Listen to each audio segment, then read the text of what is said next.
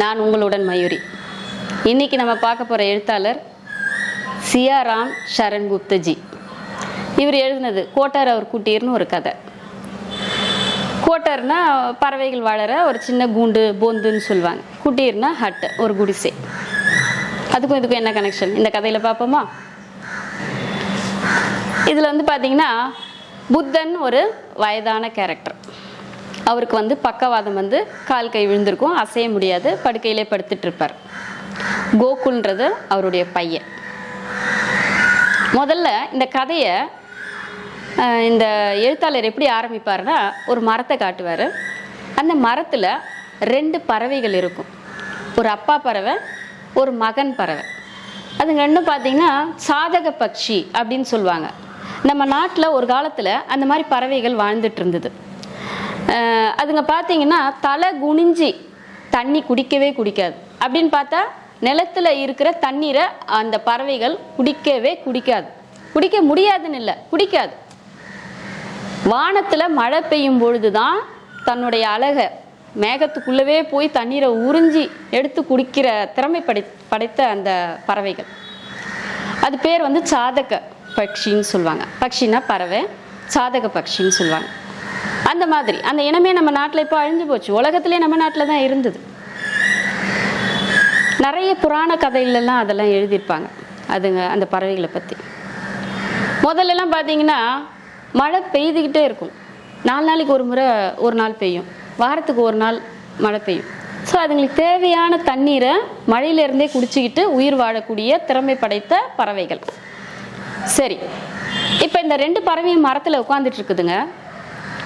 ரொம்ப நாளாக மழை வரலை. அப்போ 2ம் வருத்தமாக இருக்குது. அப்பா பறவை சொல்லுது, எப்படி இருந்தாலும் வந்துடும், கொஞ்சம் பொறுத்துக்கப்பா, தண்ணி தாகம் இருக்குது தான், இருந்தாலும் பறவை. இல்லை நான் போய் கீழே போய் எதனா தண்ணி குடிச்சிட்டு வர போகிறேன்னு அடம் பிடிக்குது அந்த மகன் பறவை. அப்போ அவர் சொல்கிறார், இல்லையா, நம்மளுடைய கௌரவம் பரம்பரையா இந்த பறவை பேரை சொன்னாலுமே அந்த பறவைகள் வானத்தை பார்த்து தான் தண்ணி குடிக்கும், பூமியை நோக்கி தண்ணி குடிக்காதுன்னு பேர் வாங்கின பரம்பரை நம்மளது. நம்ம அழிஞ்சா கூட அதை கெடுத்துடக்கூடாது அப்படின்னு நம்ம முன்னோர்கள்லாம் அதை ஃபாலோ பண்ணிட்டு தான் போயிருக்கிறாங்க. நாம் அதை மாறக்கூடாது. எந்த காலத்தில் இருக்கிறீங்க? இந்த காலத்தில் போய் இதெல்லாம் சொல்லிக்கிட்டு நான் போய் குடிக்கிறதுனால யார் பார்க்க போகிறா, அந்த பேர் அழிஞ்சு போய்டும்னு நினைக்கிறீங்க? அதெல்லாம் ஒன்றும் இல்லை, நான் போய் குடிச்சிடுறேன் அப்படின்னு சொல்லிட்டு பேச்சு கேட்காம இறங்கி போகுது. அப்பா எவ்வளோ தடுக்கிறார். சரி, நான் கீழே இருக்கிற குட்டையில் இருக்கிறதெல்லாம் குடித்தாதானே உங்களுக்கு கௌரவம் போயிடுது. நான் கொஞ்சம் தொலைவு பறந்து போய் கங்கை இருக்கு இல்லையா, அந்த புனித நீரை குடிச்சிட்டு வரேன், அப்போ உங்களுக்கு பெருமையாக இருக்கும்ல அப்படின்னு சொல்லிட்டு பறந்து போயிடுது. இப்போ ரொம்ப தொலைவு பறக்குது. அதெல்லாம் முடிஞ்ச வரைக்கும் இப்போ டயர்டாயிடுச்சு. வழியில் ஒரு இடத்துல ஒரு பெரிய மரத்தை பார்த்து உட்காருது. அந்த மரத்துக்கு கீழே ஒரு குடிசை இருக்குது. அந்த குடிசைக்கு வெளியில் மரத்துக்கு கீழே தான் ஒருத்தர் படுத்துட்ருக்கார். அவர் பேர் தான் நான் முதல்லயே சொன்னேன் இல்லையா, புத்தர். அவர் வயசானவர், கைகால் விழுந்துட்டுருக்கு, அசையாமல் படுத்துட்ருக்காரு. அவருக்கும் நல்ல பசியில் இருக்கிறது தெரியுது. இப்போது அவர் யாரோட வருகைக்காகவோ பார்த்துட்ருக்கார் படுத்துக்கிட்டே. இந்த பறவையும் மூச்சு இறைக்க பறந்து வந்ததுனால டயர்டில் அவரை கவனிச்சுட்டு அங்கேயே உட்காந்துட்ருக்குது. அப்போது அவருடைய மகன் வரான். மகன் என்னப்பா, எதுனா வாங்கிட்டு வந்தியா, பசிக்குதுன்னு கேட்குறாரு பெரியவர். இல்லைப்பா. ஏன்பா இப்போ இவ்வளோ லேட்டு? நான் இன்னைக்கு வேலைக்கே போகலப்பா. ஏன்யா போகல? நான் வேலைக்கு காலையில் போயிட்டுருக்கும்போது வழியில் ஒரு பணப்பை கீழே இருந்தது. அதை நான் எடுத்தேன். அது கொஞ்சம் வித்தியாசமாக இருந்ததுப்பா. அதை எடுத்துகிட்டு போய் வெளியில் மக்கள்கிட்டலாம் கேட்டேன், இது யாருதுன்னு. பார்த்த உடனே கண்டுபிடிச்சி சொல்லிட்டாங்க, அது இந்த ஊரினுடைய பணக்கார ஒருத்தர் இருக்கிறாரு, அந்த எல்லையில் இருக்கிறார், அவரோட தான் சொல்லிட்டார். அப்போது நான் கொண்டு போய் அவரோட விலாசத்தை கேட்டு எடுத்துகிட்டு போய் கொடுத்தேன். அவர் இதை பார்த்துட்டு எனக்கு கொஞ்சம் அதில் இருந்து பணத்தை அள்ளி கொடுத்தாருப்பா. வாங்கிட்டியாப்பா? அவசரமாக கேட்குறாரு அந்த பெரியவர். வாங்கிட்டியா நீ அந்த பணத்தை?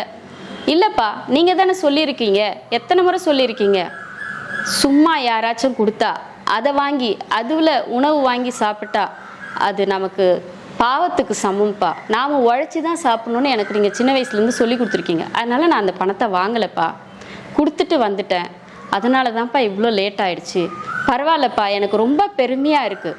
நீ பார்த்துருக்குறியா, சாதக பறவைன்னு பார்த்துருக்குறியா? அந்த பையன் கேட்குறான், இதுக்கு முன்னாடி ஒரு கேள்வி கேட்குறான். அப்பா, நாமளே பசியோடு தான் இருக்கிறோம், வறுமையில் தான் இருக்கிறோம், திருநா தான் தப்பு. நான் அந்த பையன் அவர் கையில் கொடுத்தேன், ஆனால் அவர் கொடுத்த காசை நான் வாங்கலை, நீங்கள் சொன்னதுனால. ஏற்கனவே சொல்லியிருக்கீங்க, ஏன்பா நம்ம வாங்கக்கூடாது அப்படின்னு கேட்கும்போது அந்த பெரியவர் ஒரு உதாரணம் சொல்கிறாரு. அப்பா, நீ சாதக பட்சி பற்றி கேள்விப்பட்டிருக்கியா? அந்த சின்ன பறவைங்க அவங்களுடைய பரம்பரை கௌரவத்தை காப்பாற்றுறதுக்காக இது வரைக்குமோ வானத்தை நோக்கிதாமா அந்த வாயை திறந்து தண்ணி குடிக்கும். என்ன உயிரே போனாலும் மழை வரலைன்னா கீழே இறங்கி கீழே இருக்க தண்ணியை குடிக்காது. ஒரு சின்ன பறவைக்கு இருக்கிற அந்த ஒரு கௌரவமான ஒரு எண்ணம் நமக்கு ஏன்பா இருக்கக்கூடாது? நாமளும் வாழ்ந்தால் ஒரு கொள்கையோடு வாழணும்ப்பா. கை நீட்டி வாங்கி உணவு சாப்பிட்டுட்டு இருக்கக்கூடாது, உழைச்சி தான் சாப்பிடணும்ப்பான்னு அந்த பறவையை உதாரணம் சொல்லி அந்த பெரியவர் சொல்லும்பொழுது அந்த பறவைக்கு அப்படியே யாரோ அடித்தா மாதிரி ஒரு உணர்வு வருது. இதை தானே நம்ம அப்பா சொன்னார்.